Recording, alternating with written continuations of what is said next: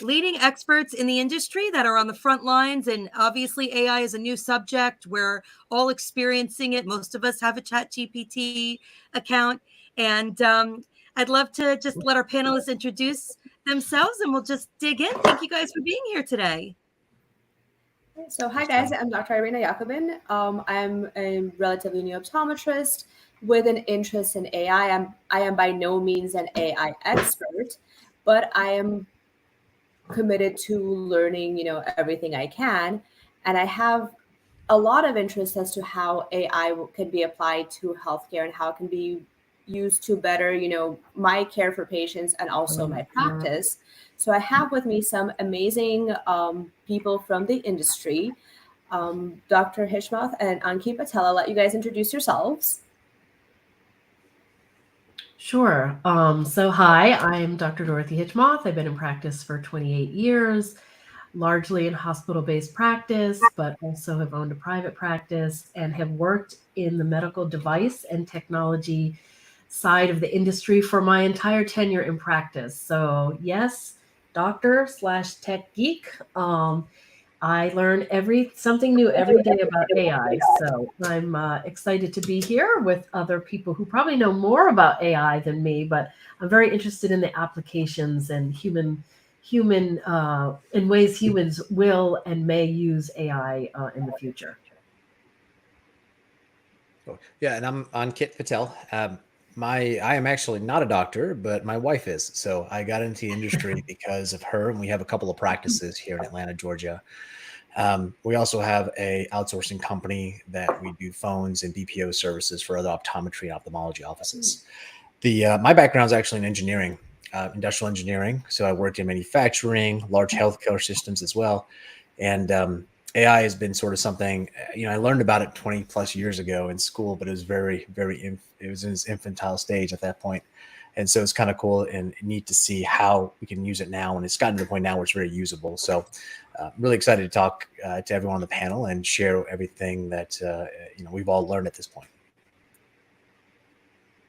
Excellent. And we do have a couple of people missing. There were a few ocular emergencies this morning, so we'll see if they're able to join us as we get underway.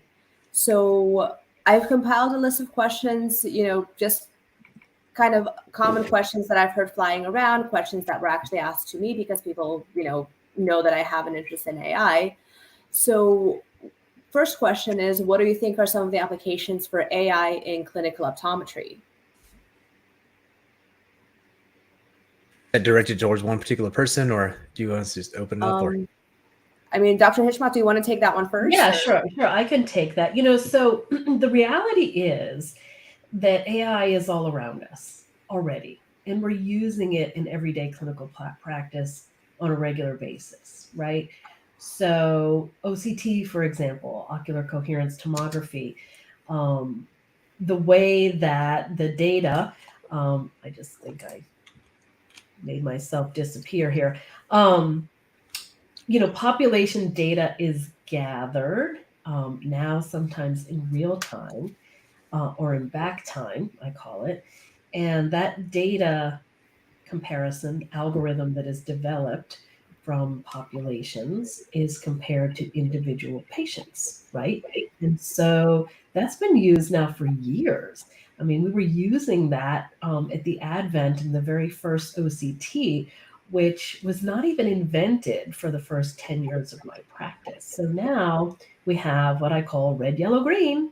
So you can compare data from your individual patient who you're observing, who you're looking at, to the population of people who have had that same test in the past. And also that same data to the patient itself. So in essence, that is an example of artificial intelligence giving you an assist. And in general, I think AI is helping and assisting in clinical decision-making right now. Do I think that it will become so accurate over time that it can do more than just assist, but perhaps even diagnose or guide treatment? I do. It's going to require a lot more advance on the technological side, on the engineering side. but we edge closer to it every single day. I mean, the long future that I envision is, your little technician robot coming up and having a chat with you and doing all this intake and running you through these diagnostics and giving a preliminary diagnosis. And then maybe the doctor comes in and says, hey, yeah, like, here's a thing, here are the human pieces.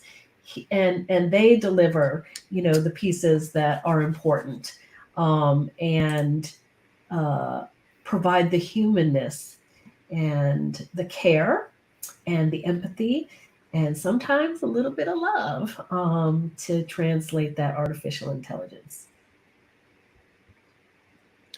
Yeah, and to build off what Dr. Hitchmouth was saying, so let me step back one piece. And so artificial intelligence, like Dr. Hitchmouth was saying, it's been around for a while. I think even like 10, 11 years ago, there were applications to picking up on diabetic retinopathy inside of images better than most doctors could and sooner than most doctors could. So why all the buzz now, right? You hear it in the media and everything because of ChatGPT, OpenAI. A couple of things technologically happened in the past few years that made a difference, what Dr. Hitchmouth was leading to. So AI basically works as data plus math. And the math that's used is really complicated, calculus, whatever it might be. And it tries to optimize a function, right? And the context that goes into that's what's changed over the last few years. So the biggest thing that you were looking for now is context size. So how much information can we put into here to optimize? And so that was one of the biggest advances, and that's continuing to grow really fast. Right now, as of today, it's not able to really do a really good diagnosis for optometrists. It's got to be finagled a little bit. But as soon as I think I was reading a paper actually just yesterday about how there's a billion token context. And if you don't know what that means, basically it means it's orders of magnitude more than what we currently have. You can put almost the entire internet. Well, eventually, probably within the next 4 or 5 years, you can put the sum of human knowledge into one context. So yes, it will be very, really good at doing everything that we needed to do. As of today, using it, I think it's really useful for a lot of different ways to connect with patients, to have consistency as well in how you treat medicine. So we don't use it in our offices for medical treatment purposes yet because of privacy reasons, and we can talk about that a little bit. And there's some risk there right now with OpenAI and ChatGPT. But we do use it for if someone responds to us, we put it in GPT to say, hey, how should we respond in an empathetic way? So it's been really helpful for us to have a more consistent experience for patients. Excellent. And that actually segues us kind of into the next question. As soon as we talk about, implementing AI in healthcare and all the benefit it can potentially give us, we're also talking about the challenges of implementing AI in healthcare and what are the risks for, both ourselves and our patients. So what are some of the potential risks that you guys foresee with AI implementation?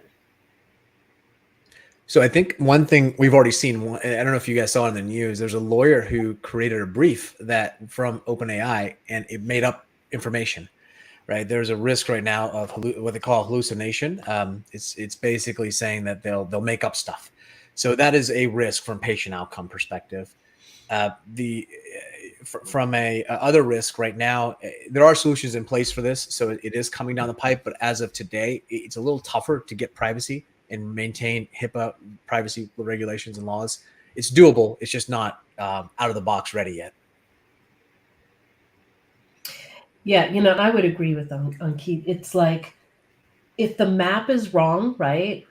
It's that old adage, garbage in, garbage out, right? So there's always a risk until there are some real refinements in how the mapping and the algorithms are refined, if you will. Sorry, my screen keeps shutting out here. But you will still need experts like doctors, lawyers, technicians, to interpret the outputs. And I think that's going to be ongoing for quite some time and will provide that safety. I think that data is so useful and so often that people who have not lived without AI, so like my youngest son, I have 3 boys, but they have been born out of across the technology spectrum. The oldest one's 34, the youngest one is 15. And the youngest one, oh yeah, well I just read it on Google, and we'll use this to cross-examine me. It does not work because I'm his mother, but but he tries. But I'm like, no, my life experience and my decades of interacting with that data tells me that this piece may not be right. I want you to source check, and I want you to go back and relook at that question, the words that you input, and then come back and tell me if the answer is different, right? And so that's going to continue to happen. I mean, people said the same thing, and I love history, but people said the same thing like when the telephone was invented. Oh my God, this is going to be so bad. And what were the risks then? There were risks that people would listen in on phone calls because they had switchboards, right? And the switchboards, there were no rules, there were no controls, and there was no privacy, right? It's the same thing now. We just need new words and new regulations.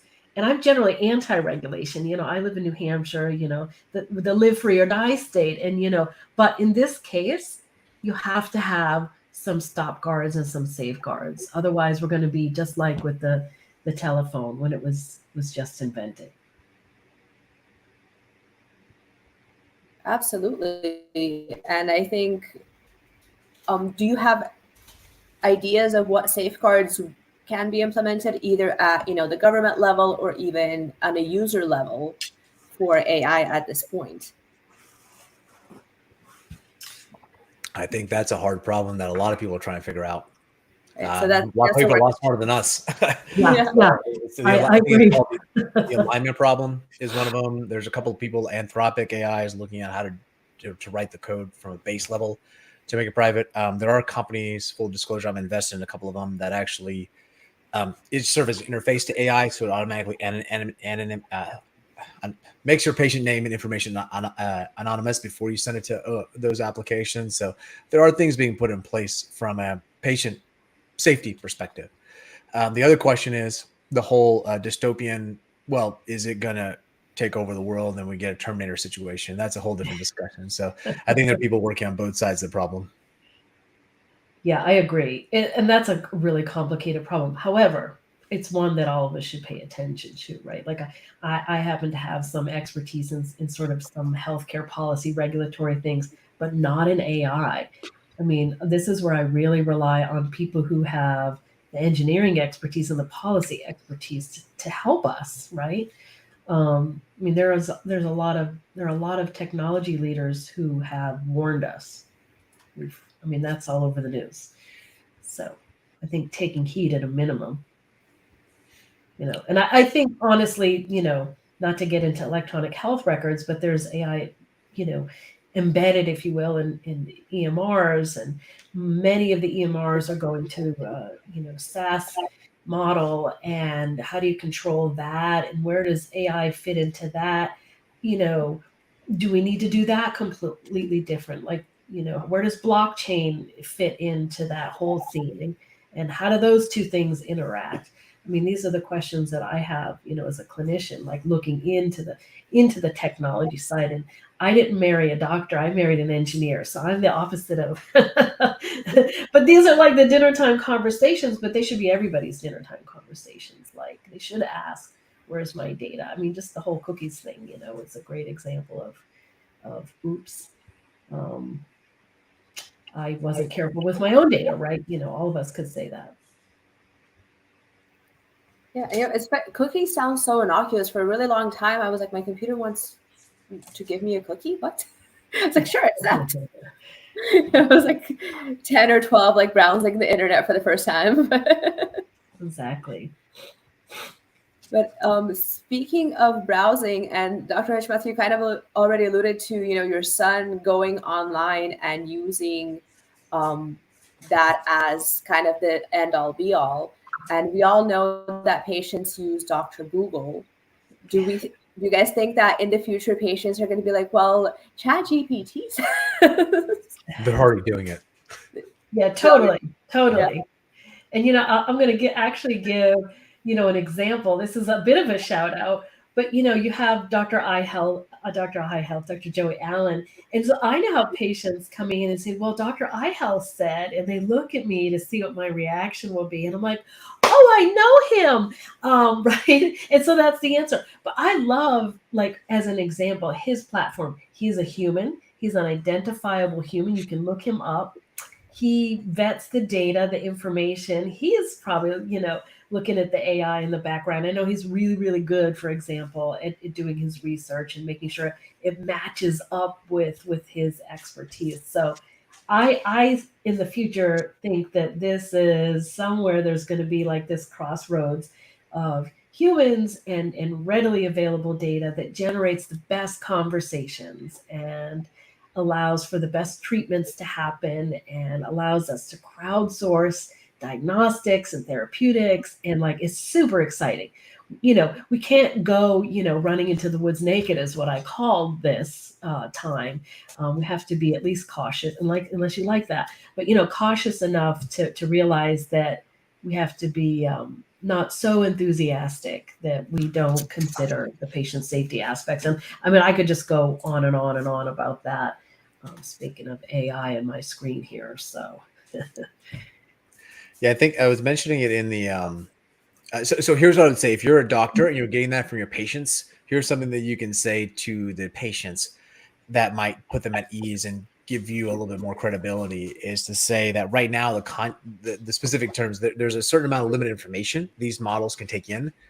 It's nowhere near the capability of a human being with 4 years of education and a lot of research. And so while it's really helpful, the analogy I use is fly-by-wire versus fully autonomous.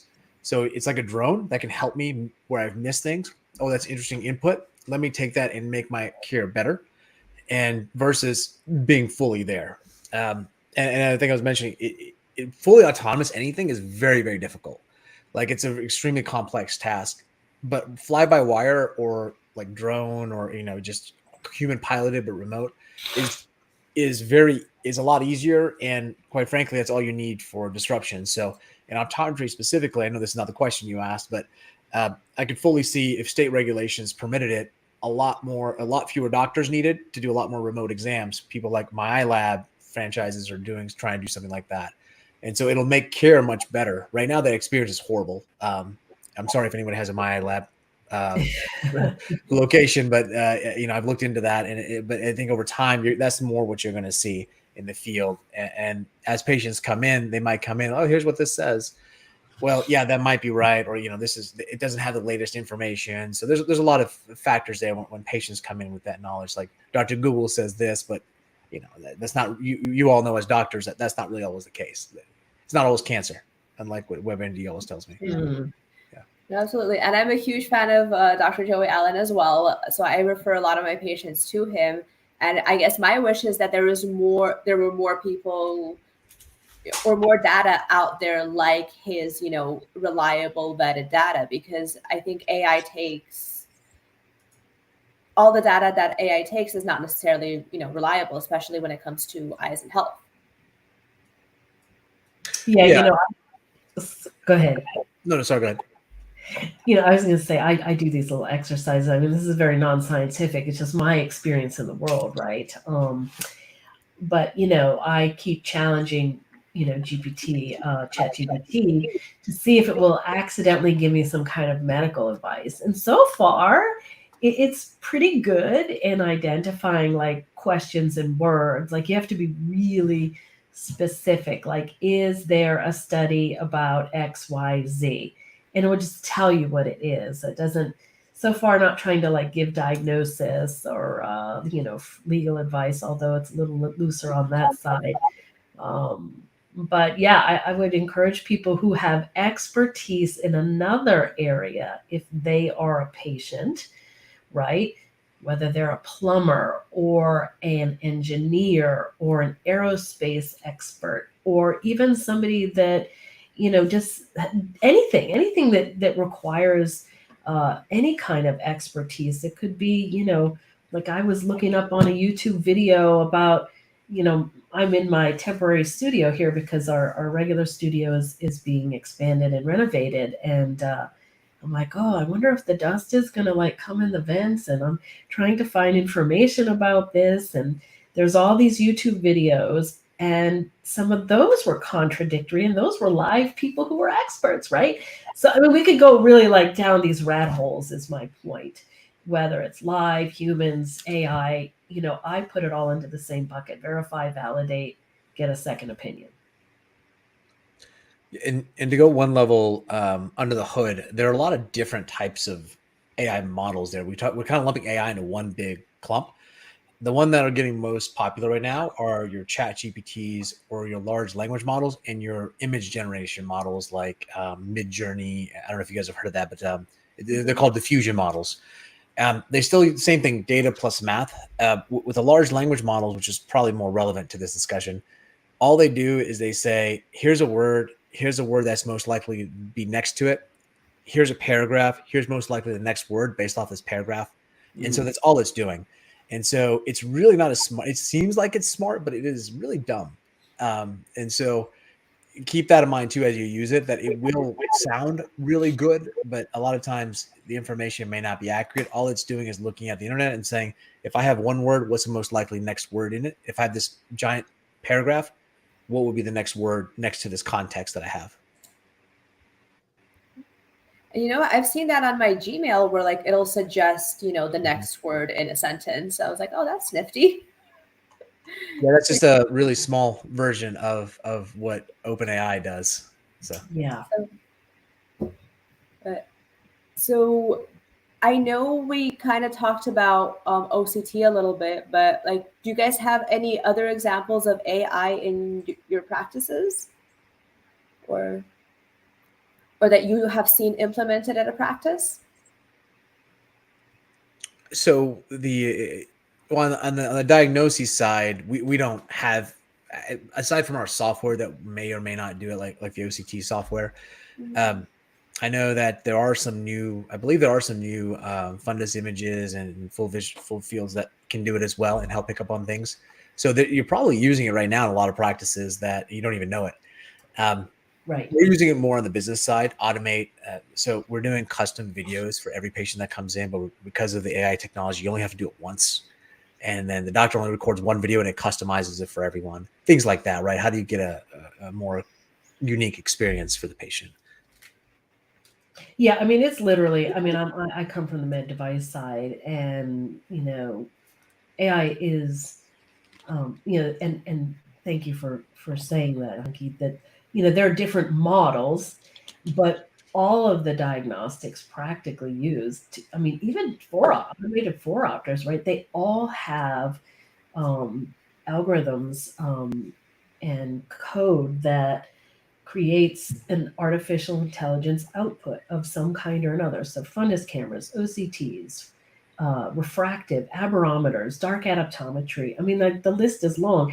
And so I'm trying to think of something that, excuse me, doesn't have some data overlays that fit the definition of artificial intelligence in the big bucket sense. In the office right now, and even if you have a generally low tech office, your EMR has some things built in. We have scrubbers in our revenue cycle management, to talk a little bit about the business side, that will catch these data pieces and patterns, and then tell you about new rules that you may want to write into your site, your for example, claim processing.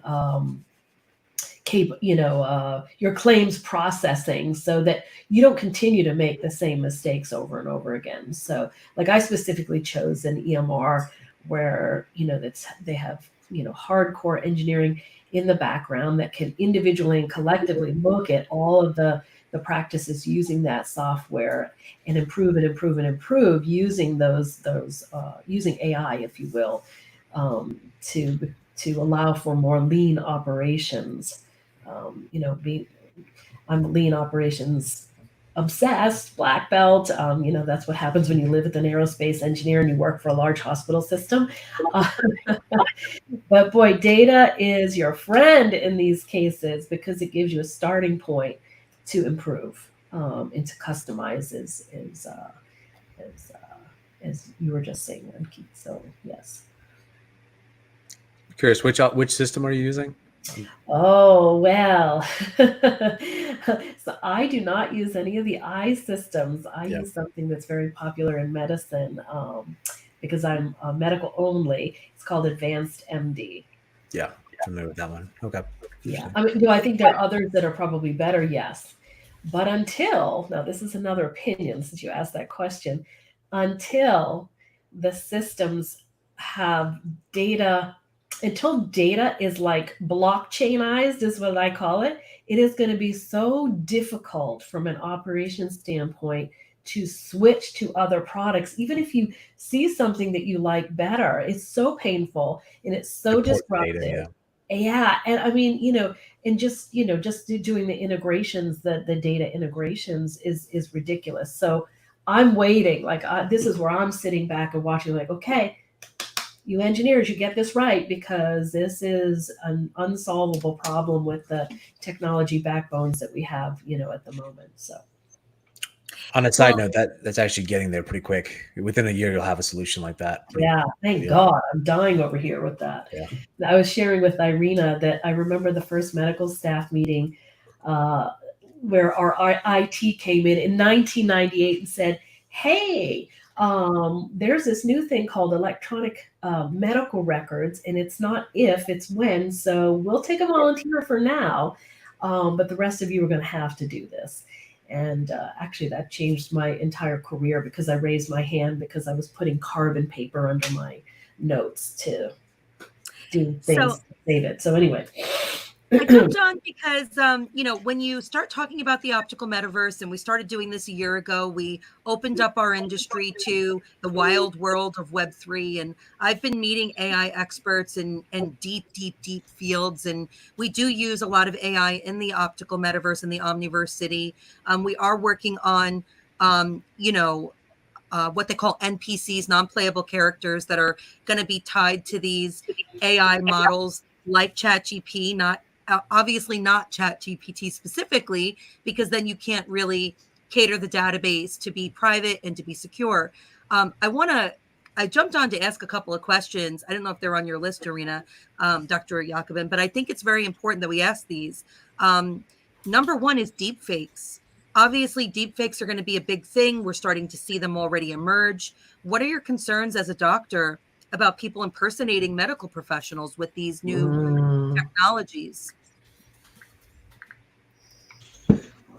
That's going to be an arms race, right? So you have an arms race now with the AI that can detect it versus it can't. I think Intel's working on some things that are pretty good. Adobe is. It'll be. We'll wait to see, right? It's going to be one of these things. It's going to be like corporate security risk for. I mean, I don't know how many of you all were using software that got hacked a couple years ago. iCloud, not iCloud. OfficeMate. If you had a certain server, Russian hackers got to it, right? So it's a similar concept as that. That is a use case. I think blockchain makes a lot of sense as well, because it's basically a ledger it's hard to change that ledger. So you might see the buzzword of blockchain coming back in now too, to say, hey, we're using this as a proof of authenticity. But honestly, I have no clue. If anyone, it's going to be interesting to see how it goes.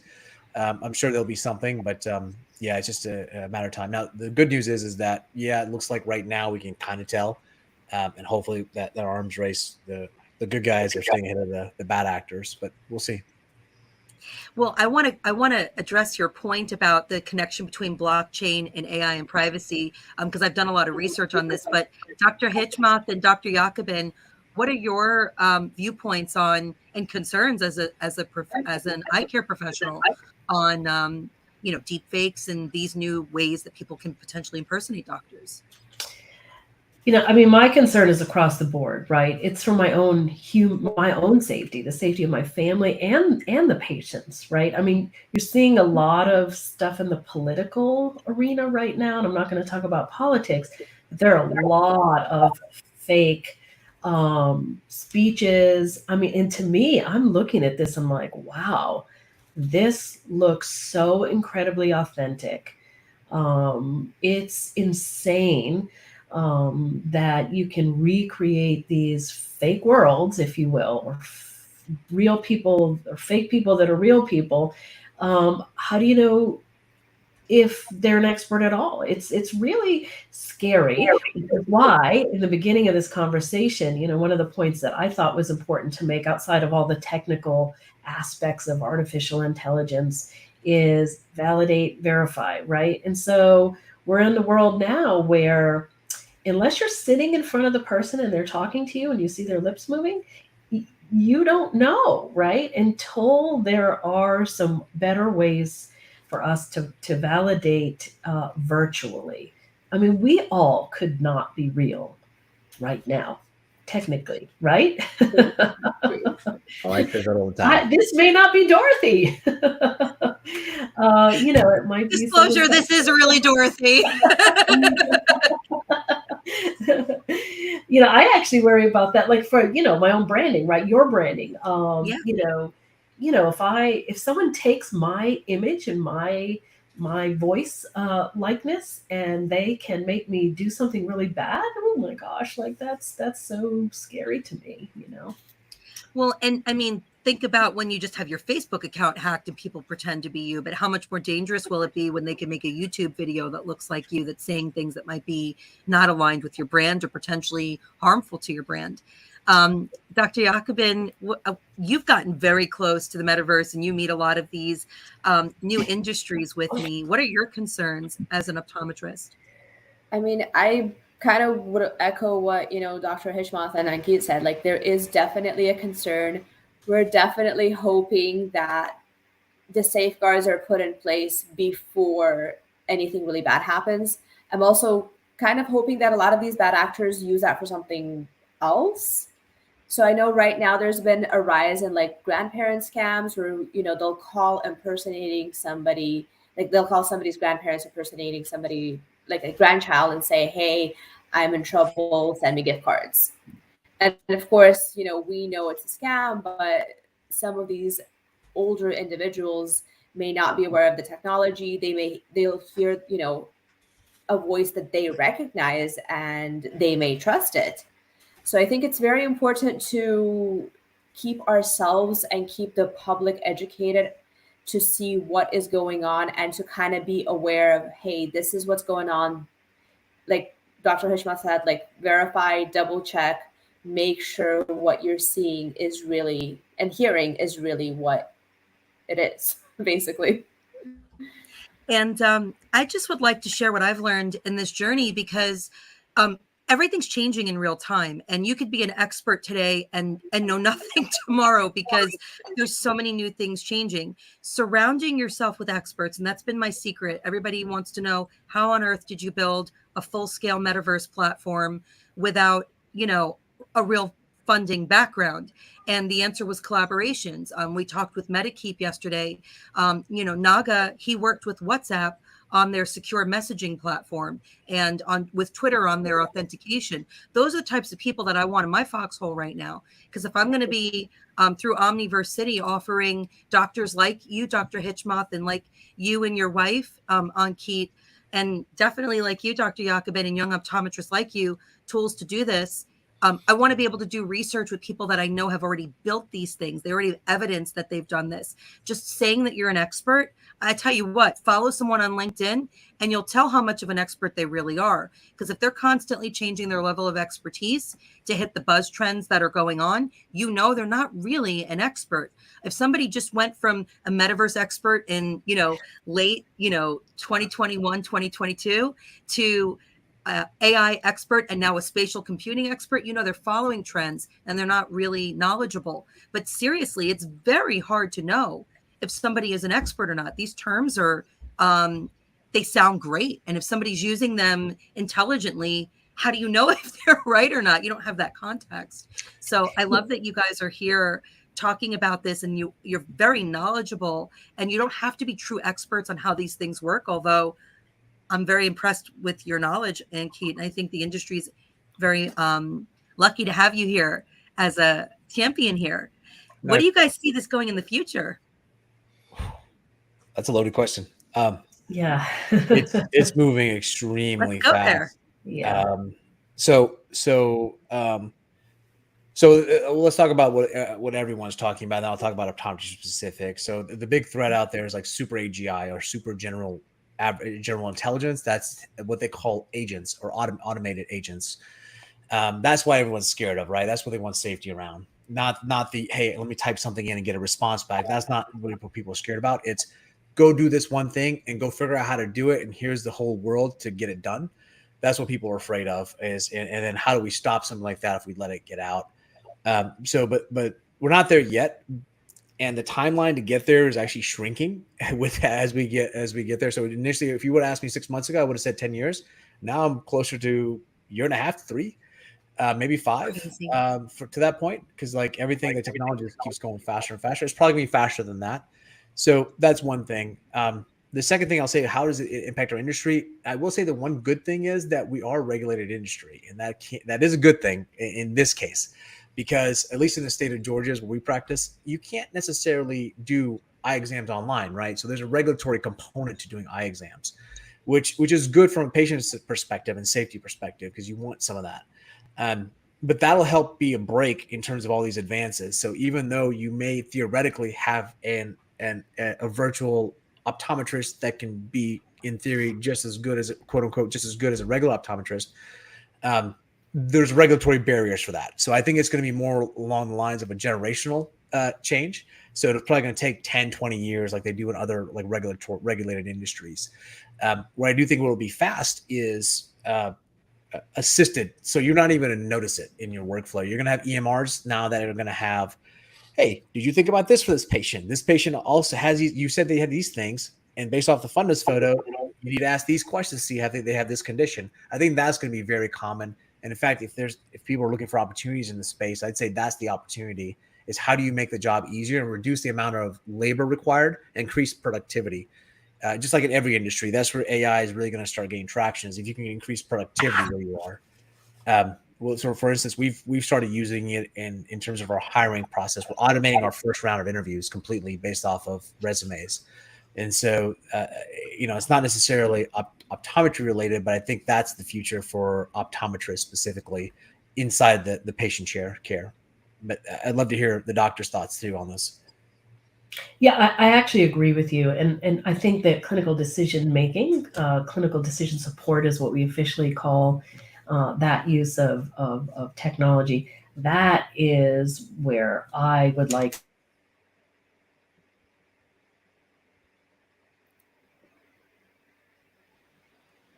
Oh, you can't hear me. Not only are we, so I said I agree with him, and it's in the area, in clinical decision support, DSS. This is like a regular term that's used all the time and has been since the advent of EMR. But now we're at a point where you can embed and create vectors that come up in real time very quickly to help and assist the doc, as Ankit says, to be more productive, more efficient, and to not miss something, right? And so that is very exciting to me.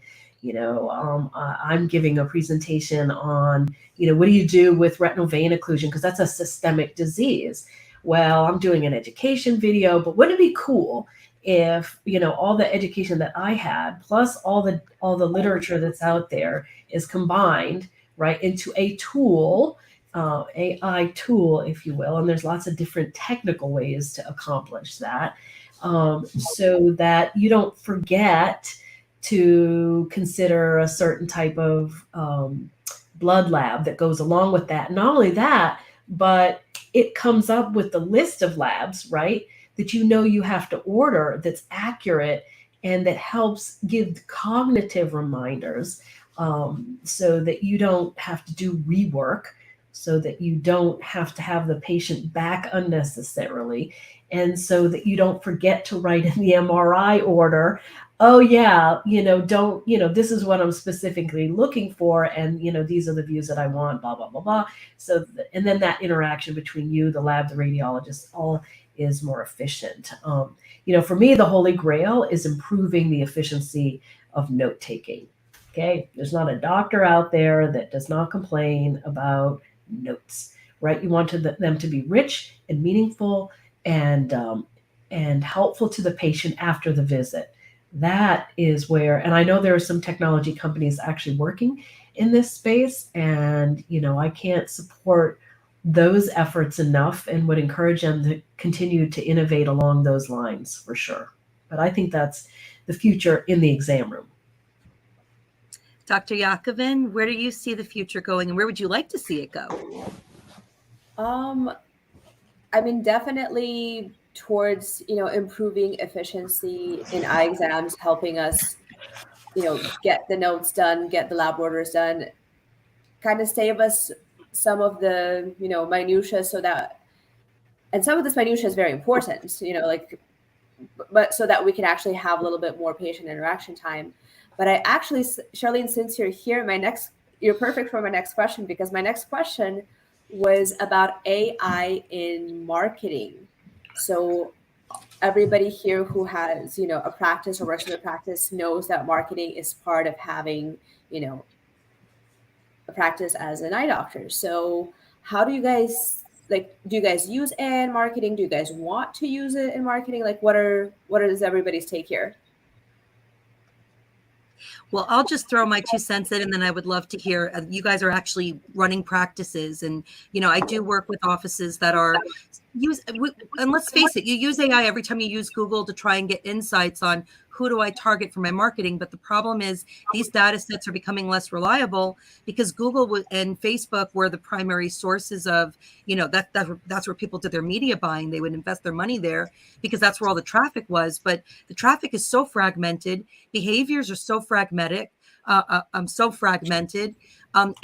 is really designed to discover intent, not necessarily who is your ideal audience, but what are they looking to do? You don't really want to attract someone who's trying to research optometry to become an optometry patient or optometrist, but you do want to attract someone who's looking for, an exam.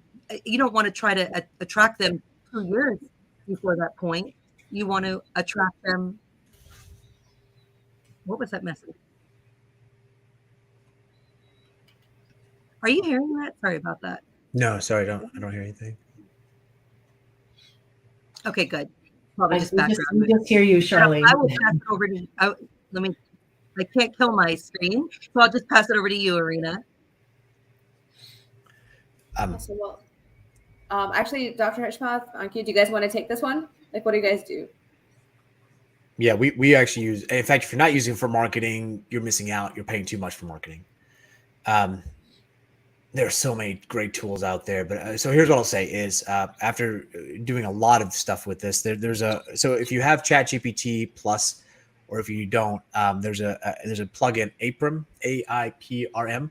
Download it. It's a free version, but if you pay for it, it'll give you the context that you need. There's a handful of tools that really work well when you're using specifically OpenAI, ChatGPT. It's called, there's a thing called Chain of Thought, Tree of Thought, and then there's Act Like as an Expert. So those are the 3 things that are really, don't every prompt engineering class, you got to use these 1,000 prompts. They're all a variation of one of those 3 things. And so with marketing is the same way. So whenever you're doing marketing, we use it for all of our internal marketing. So I had to write entire campaigns. So we have a dry eye campaign. And what I do is I use Zapier, OpenAI, and MailChimp, and it just creates custom emails for each person based off of certain keywords inside that our spreadsheet that we put in. And Zapier pulls it, writes the email, and sends it out to them. Open rates are like 80, 90%. But I had the prompt written in such a way that it's an expert in certain marketing methods that I like to use, specifically Russell Brunson. And there's a whole bunch of stuff. You have to know about these fields to really get the most out of it. So if you just type in there, hey, just write me an email that converts, instead of doing that, you want to find out, okay, whose marketing techniques and marketing strategies do you like? That's brilliant. I love that. Yeah, that's called Act Like an Expert. And those are one of the techniques that work well. And then there's also chain of thought. So if you want to teach it something, the way you would do it is say, it's not as relevant as marketing, but if you're asking it to, like this morning, I was actually playing with it. So one of the things I asked it was, hey, give me all the capitals of this of the U.S. that don't have any of the same letters as a state name, and then you say like this. So Dover and Delaware, even though V is not in Delaware, D is. It doesn't count. But Pierre in South Dakota would be accurate because you do that. Now ChatGPT crapped out on me. It basically said, "Hey, that takes too much work. I'm not going to do it. Here's the code to do it." But that's an example of how you want to use chain of thought. So you want to teach it. This is a good example. Now output the result for me. You want to go to that second level if you're going to use it for marketing, because there's going to be a lot of noise out there. And if you're just saying, write me an email, write me a message, or write me a blog post, Google's not going to like it. It's not going to work very well. So the more you can specify its expertise, so you are an expert in XYZ, tell me how to do this. That'll help with that. And you can layer an expertise, like you're an expert ophthalmology or optometry marketing person, and also an expert in Russell Brunson's ClickFunnels methodology. Mm-hmm. Now, write me a 12-month sequence for emails. Start with, and you have to build it in, layer it in. So start with just the titles, then build in the emails, the headings. And so there's different ways to do it, but it takes more work than you think is the first message I'll say, but it is super helpful. And it is going to save you a lot of time and money. So you don't have to pay someone thousands of dollars to write it for you. Dr. Hitchbach? Yeah, so I'm going to share that I'm looking for tools that help with what I call reverse marketing. So every market is very different, right? So I'm in rural practice, and we have a complete and total way too many patients, not enough doctor crisis coming to a city near you. I mean, this is another area that I talk about and write about regularly, is our doctor shortage.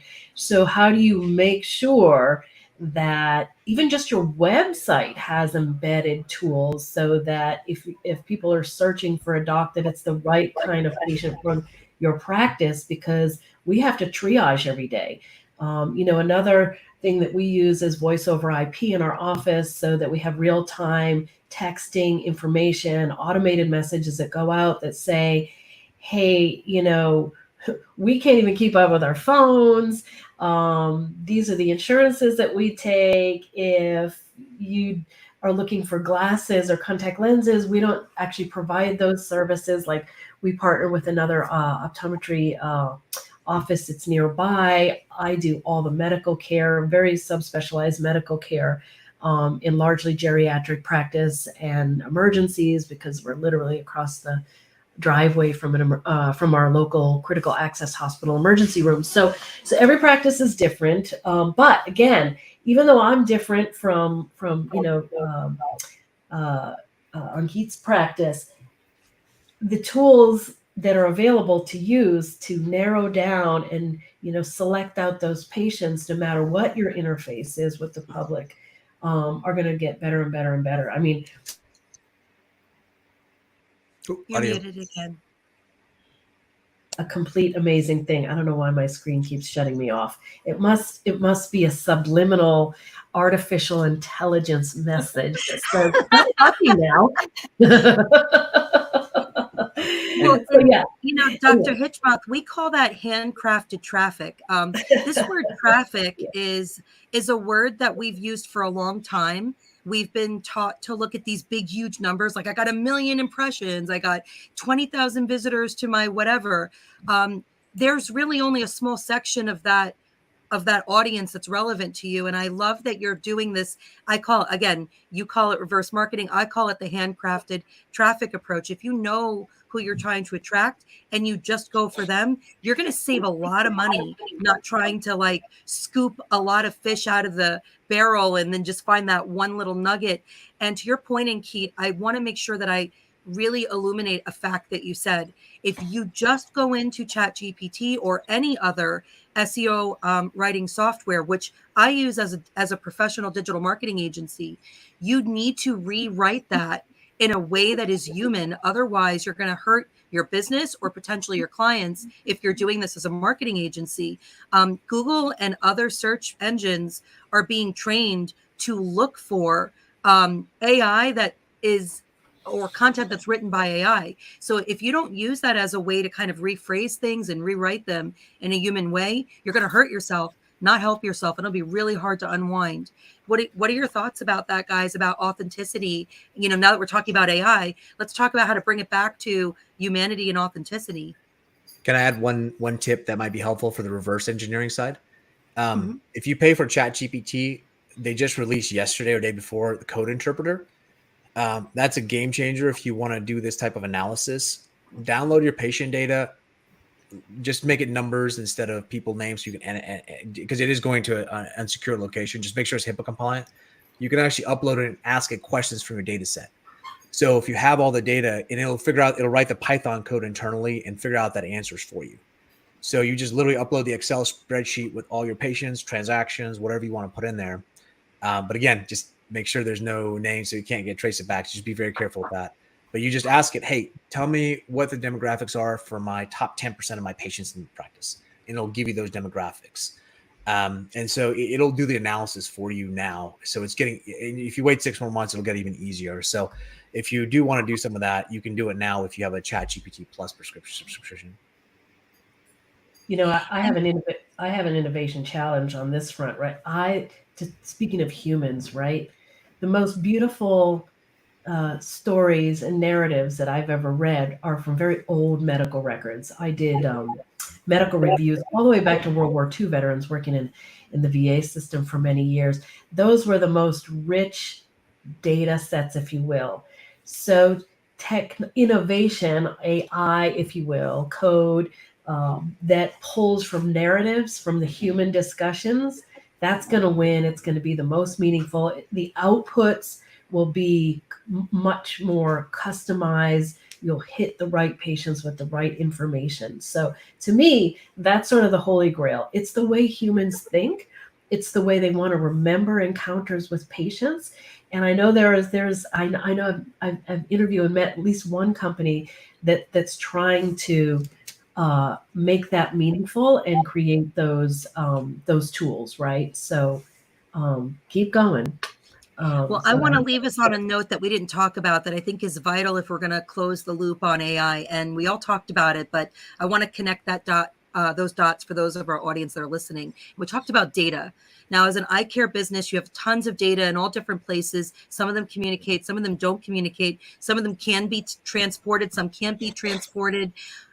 And some of them you have access to and some of them you don't have access to, right? There's a lot of people that are working with closed ecosystems where they're feeding their data into a place that they can't access. How do we as individual eye care businesses, how do we begin embracing AI and get a handle on the different data sets that we have and what we should and shouldn't use? And I think we talked about that for this whole session, right? Yeah. I think my opinion is just waiting on the innovation. I'm waiting on the innovation, right? So, I think we're sort of hit the ceiling in some ways in terms of integration, even though, we've had government dictated code, if you will, that is supposed to guide how all these integrations happen. It hasn't happened in short order. And so I've kind of actually taken a step back. I'm like, okay, I am not going to continue to bang my head against the wall here because this and this technological advancement has to happen for that to happen. So I'm going to, hit pause and wait. So that's my opinion. And Ankit may have more technological perspective on that. So, Charlene, can you repeat that one more time? Make sure I understand what you're asking again properly. I'll use one of my customers as an example because I work with a lot of businesses that they hire me to do, SEO content creation for them, and we're generating traffic, and some of it turns into appointments, but some of it doesn't. And a lot of times I'll say, look, my job is to get you new patients, but you've got lots of patients. Why don't you do an email marketing campaign to your own customers? And they can't even get into their EHR to get that information. And we're giving them advice to begin working with ChatGPT and MailChimp. But some people are afraid. They're like, well, first of all, I can't export. Some of them can't export their data at all. So they can't even get it. Some of them can, but they don't know where to export it to, how to export it, how to integrate it. Can I download it into a CSV? Like, there's a lot of question marks on data management for eye care businesses. Some can't get it at all, and some can and don't want to because they're afraid of doing something wrong. So what high level advice, because I know this is a deep subject and we'll have to bring you guys back to finish Dr. Jacobin's questions and dig in.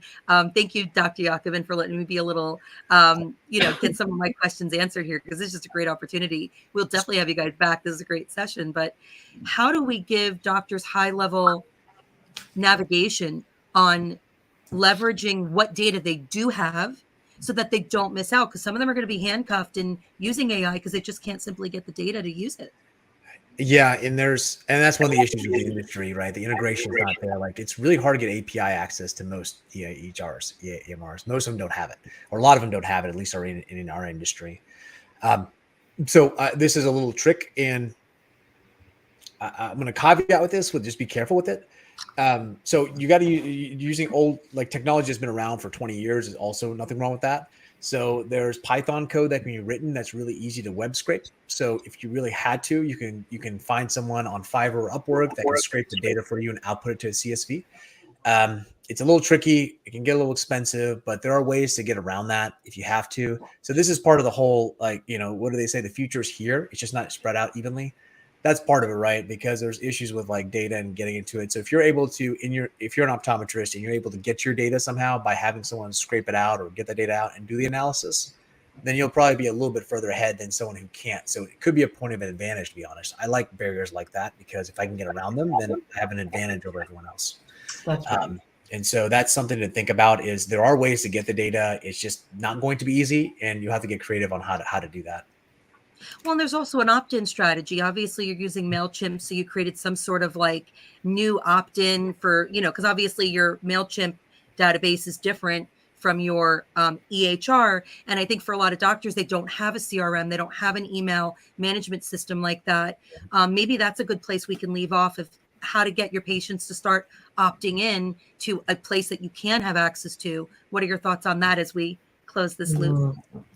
Yes, for a marketing, absolutely right. You always either whether it's on the website or in office, that opt-in is actually done in office, and so we ask them in office, hey, can we do this? Just sign the box. Yes, you wanted marketing, and so that's another reason why it's so helpful. But the more you can, like you all mentioned, tailor and customize your messaging to a handful of types of avatars or types of people you have in your office, and make those messages individualized, the better it is. And there's a whole process we do in determining that and creating sales playbooks across the board, but that's maybe for another call.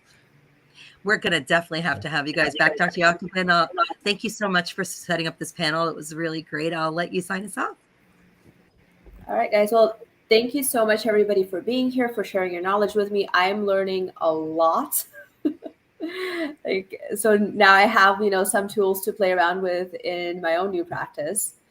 So we do have the opportunity to continue the conversation. We can do this in the speaker lounge. We also have a couple of hangouts set up. I think we have another session starting soon as well. So I think if you guys want to reconvene, a little later or even immediately after the session, go ahead and find us in the speaker booth.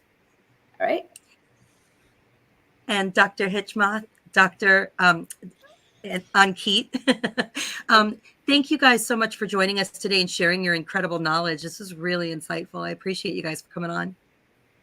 Yeah, thanks for having me. I always learn something from other experts. So I actually wrote some notes down from Ankit's comments. So thank you. And likewise, thank you for having me and having us. Enjoyed it.